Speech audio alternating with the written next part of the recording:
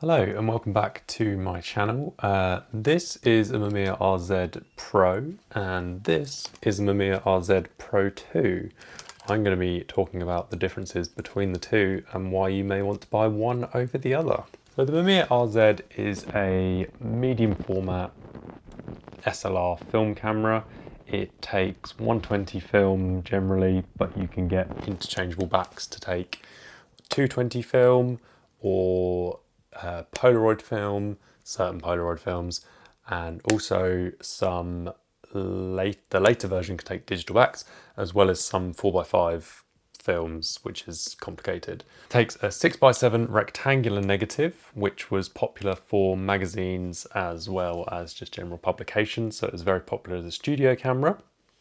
It has a inbuilt electronically controlled leaf shutter in all of the lenses, meaning that you can flash sync up to 1/400th of a second, which is the maximum shutter speed. The rotating back is also very popular on these, so instead of having to rotate the camera left or right in order to get a portrait orientation, you flip this switch to R and then you can rotate the back, and that's in portrait orientation. That's in landscape orientation. So very easy and nice to use to quickly change orientation depending on what you're shooting.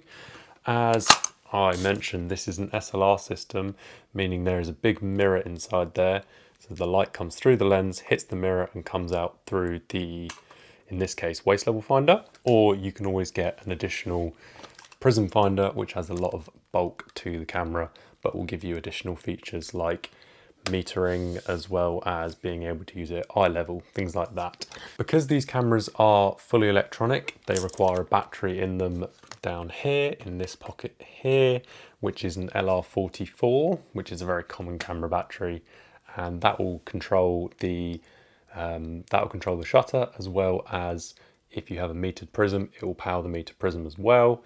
Plus, if you then have anything plugged into the back, so later models, don't worry about that. There are three main models of RZ67. The first, this version, which is the RZ Professional. This was released in 1982 and was very popular because the bellows focusing allows you to get very, very close focus, and the quality of the lenses is very, very high. So it's a very versatile camera, especially for studio work, and the quality of the lenses is phenomenal in terms of sharpness and sort of color rendition and clarity. It's a system that I love, which is why I have both. This is my backup camera. With these cameras, they vary slightly from the RB, which I've covered in a previous video, where the shutter speed and aperture are on the lens. Because the shutter is controlled electronically, your shutter dial is here on the camera, which you can rotate all the way from 400th of a second down to 8 seconds or bulb. And then you have this setting here, which is for if you're using a metered prism. The focus on these cameras is done by these wheels here. And in order to advance the camera, you would push that forward, which will wind on the film and reset the mirror. Right, the differences between the Pro 1 and the Pro 2. So, the systems themselves are very similar. They're mostly plastic on the outside, and they do have electronics inside underneath this. They take the same lenses, the same prisms, the same finders, the same backs, everything. The main difference between the two is that with this shutter dial, you have got what's called a full stop increment. Each time you go up a notch, it doubles the shutter speed or half the shutter speed, depending which way you go. So 400th down to 250, down to 125. You're halving the value each time. That is one full stop of light between each click on the dial. Pro 2, however, does this slightly differently by having these half stops in between. This will mean that you can be that much more critical of exposure, and also means that you can get half stops when you go even into seconds. Same thing goes doing all the way to 8.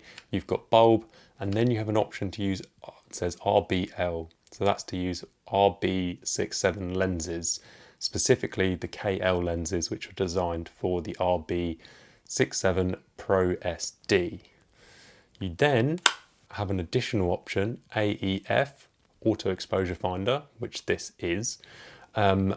You need to turn it into this in order for it to communicate with this prism, because the prism is what controls your shutter speed. So say you wanted to then change your shutter speed, you would do it on the prism, and because the camera is electronically controlling the shutter, this will then tell the camera how long to open the shutter for if you're in aperture priority mode, or if you're in manual, to be fair. You then also get exposure compensation on this dial. Although there is a metered prism for the Mark I, it's not as sophisticated as the Mark II. So this prism, for instance, again has the half stops, and this prism will work with the Mark I. Trust me, I've tried it. But it will only give you the full stop increments. If you set it to a half stop increment, it will fire, but it will fire at one of the two values. The Mark 1 also same metering, everything like that. You've got a switch on the side here to switch between spot metering, automatic switching between average and spot, and then average. So keep it in the middle, it's normally quite good. But for all intents and purposes, these cameras are very, very similar. That way. Same battery, same accessories, everything the same. They take the same lenses, and there's a wide selection of lenses for these, all the way from 37mm, which I have up there.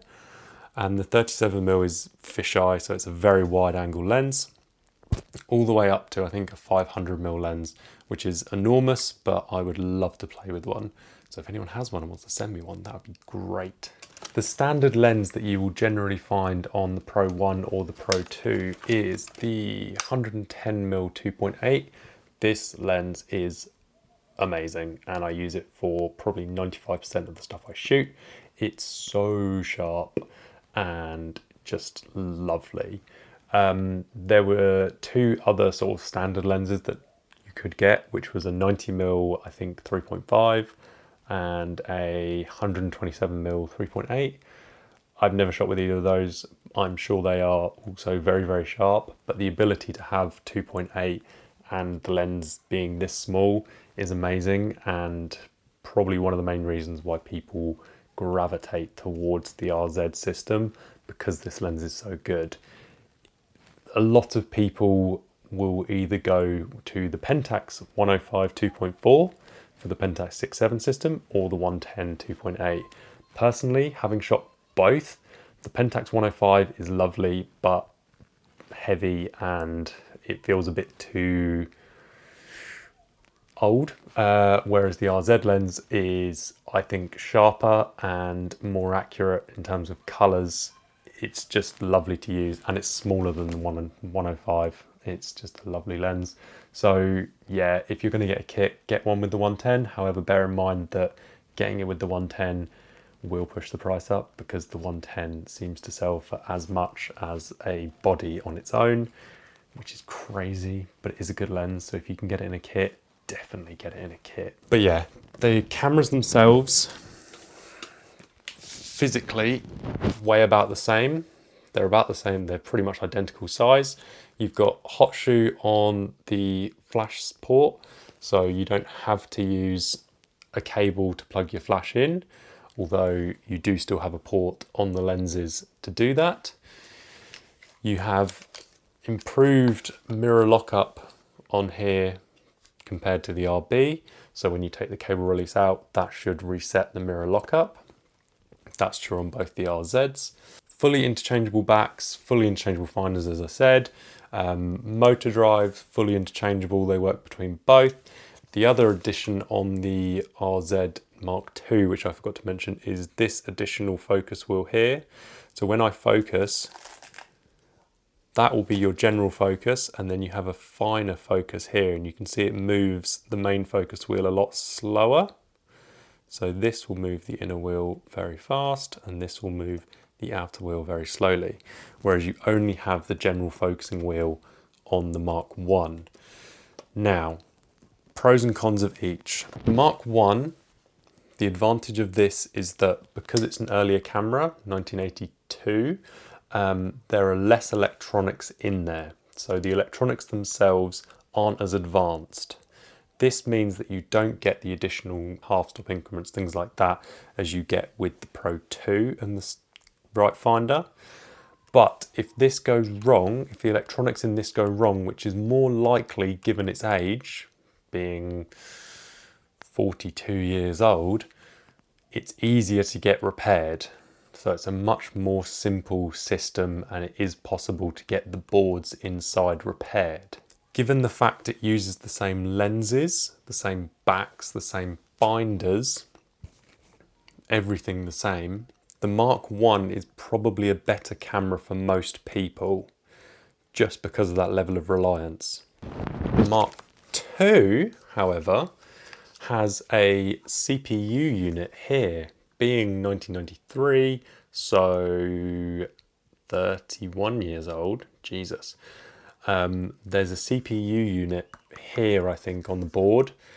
That has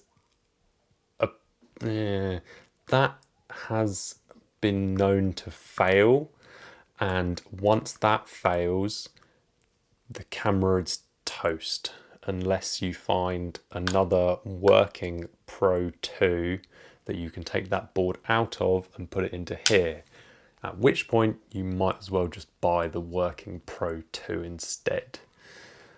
That's the nice thing about the system, is that if the body dies, the lenses are still good, the finders are still good, the backs are still good, so you can find just a body. But given that this now is also starting to age at 31 years old, these are going to get more prone to failing over time.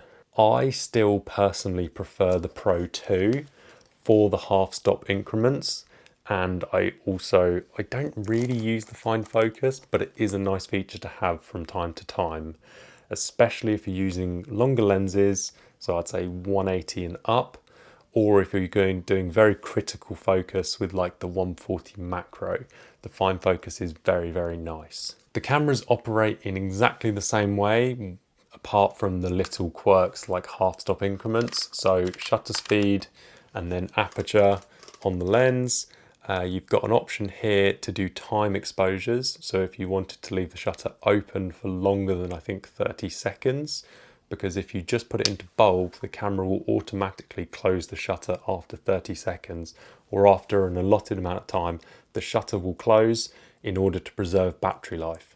Putting it on T, so pushing the metal tab and sliding to the side to cover this little N, will put the camera into time mode. That means as long as, if you've got a cable release in there, as long as that is depressed, the shutter will remain open mechanically. The downside is, in order to turn that off, you need to press that button back in to reset this back to normal, which can then cause some shake into the camera. But that's just the RZ system in general, that's how it works. The last iteration of this camera, which was the Pro 2D, was released in 2004, so 20 years old. That was after there was sort of a merger with Mamiya and Phase 1, and they were creating a digital back. So the D literally stands for digital and means that the camera will talk and communicate with digital backs correctly. The Pro 2D I'd disregard unless you are going to use digital backs, because it is significantly more expensive just for the ability to use digital back. For all intents and purposes, it's the same as a Pro 2, but with the option to use digital back if you ever wanted to. That's going to wrap up this quick little comparison between the RZ models, the Pro 1 and the Pro 2. If you like this video, feel free to like it. If you really like this video, then you can subscribe. If you've got anything to add, or if I missed anything, pop it down in the comments and I will try and get back to you. Or if you've got any questions, I'll try and get back to you. But thanks for watching, and I will see you in the next video.